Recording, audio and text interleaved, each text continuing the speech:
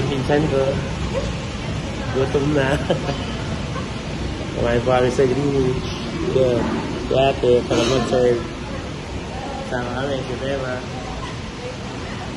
Ang target daw po nila, pumayat. Pero next year. Talo! Sorry.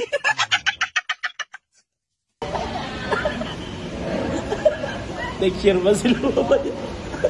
Award! Aray ko!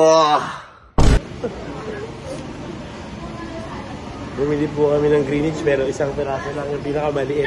3 na po kami.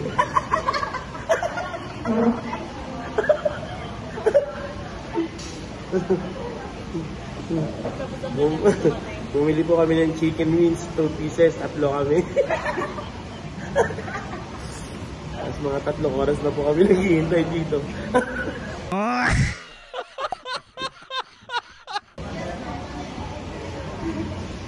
Mukhang hindi po na-punch ni ate. Asan ang sabaw?